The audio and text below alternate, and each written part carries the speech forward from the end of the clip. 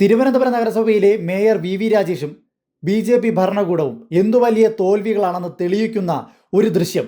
അതും കുടിവെള്ളത്തിനു വേണ്ടി സാധാരണക്കാരായ ജനങ്ങൾ, തിരുവനന്തപുരം നഗരസഭയിലെ നിവാസികൾ തെരുവിൽ നടു റോഡിൽ ഉപരോധമിരിക്കേണ്ട, അതും ഒരു ഗ്ലാസ് വെള്ളത്തിന് വേണ്ടി ഉപരോധമിരിക്കേണ്ട ഗതികേടിലേക്ക് ഈ പറയുന്ന വി രാജേഷും BJP സർക്കാരും അവരെ കൊണ്ട് എത്തിച്ചു എന്നുള്ള നിലയിലേക്ക് കാര്യങ്ങൾ മാറുന്നു. തിരുവനന്തപുരത്ത് ആറ്റുകാൽ പൊങ്കാലയ്ക്ക് 3 ദിവസം മാത്രം ബാക്കിയുള്ളപ്പോൾ മണക്കാട് അടക്കം ആറ്റുകാൽ മേഖലയിലാകെ കുടിവെള്ള പ്രശ്നം രൂക്ഷമാണ്. അവിടെ റെസിഡൻസ് അസോസിയേഷനുകളുടെ നേതൃത്വത്തിൽ ഇതാ കുടിവെള്ള പ്രശ്നത്തിൽ പ്രതിഷേധിച്ച് മണക്കാട് റോഡ് ഉപരോധിക്കുകയാണ്.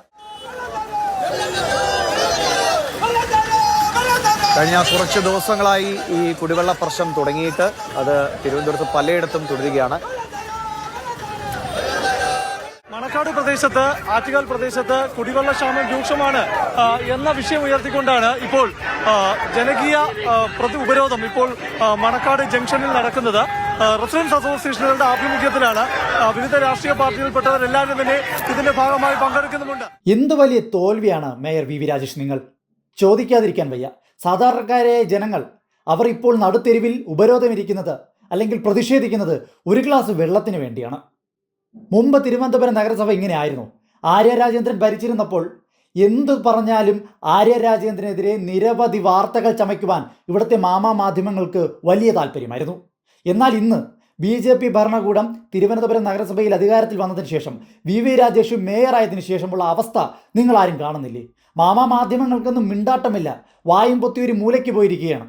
കാര്യം എന്താണ്? ഭരിക്കുന്നത് BJP ആണല്ലോ, വി രാജേഷ് ആണല്ലോ. അതുകൊണ്ട് മറുത്തൊന്നും പറഞ്ഞുകൂടാ. തമ്പ്രാന്മാർ ഭരിക്കുമ്പോൾ തിരിച്ചൊന്നും പറഞ്ഞുകൂടാ. ആ ഒരു അവസ്ഥയിലേക്ക് നമ്മുടെ മാധ്യമങ്ങളും മാറിയിരിക്കുന്നു എന്നതിൻ്റെ ഏറ്റവും വലിയ തെളിവാണ് ഈ കഴിഞ്ഞ ദിവസങ്ങളിൽ തിരുവനന്തപുരം നഗരസഭയ്ക്കകത്ത് ഇത്രയും അധികം കുടിവെള്ളമില്ലാത്ത ഒരു സാഹചര്യം ഉണ്ടായിട്ട് ഇന്ന് അവിടുത്തെ നിവാസികൾ, പ്രദേശവാസികൾ അവർ നടുത്തെരുവിലിറങ്ങി നടു റോഡിൽ ഉപരോധമിരിക്കേണ്ട ഈ ഒരു സാഹചര്യം ഉണ്ടായിട്ടും അവിടെയൊന്നും നമ്മുടെ നാട്ടിലെ മാധ്യമങ്ങളെ കാണാനില്ല.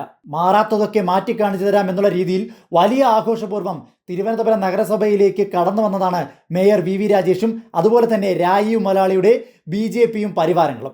എന്നിട്ട് എന്തായി? ജനങ്ങൾ കുടിവെള്ളത്തിന് വേണ്ടി തെണ്ടേണ്ട അവസ്ഥ വരെ എത്തി. ജനങ്ങളുടെ കുടിവെള്ളം മുട്ടിച്ച ഒരു ഭരണകൂടം തിരുവനന്തപുരം നഗരസഭയിൽ ഉണ്ടായിട്ടുണ്ടോ എന്നുപോലും സംശയമാണ്. എന്തായാലും മേയർ വി രാജേഷിൻ്റെയും രായു മലയാളിയുടെയും അതുപോലെ തന്നെ തിരുവനന്തപുരം നഗരസഭയിലെ ഇപ്പോഴത്തെ BJP ഭരണകൂടത്തിൻ്റെയും പേരുകൾ ചരിത്രത്തിൽ കുറിച്ചു വയ്ക്കപ്പെടും. കാര്യം തിരുവനന്തപുരം നഗരസഭയിലെ കുടിവെള്ളം മുട്ടിച്ച ഭരണകൂടം എന്നുള്ള ചരിത്രവുമായി. കഴിഞ്ഞ കുറച്ച് ദിവസങ്ങളായി ഈ കുടിവെള്ള പ്രശ്നം തുടങ്ങിയിട്ട് അത് തിരുവനന്തപുരത്ത് പലയിടത്തും തുടരുകയാണ്.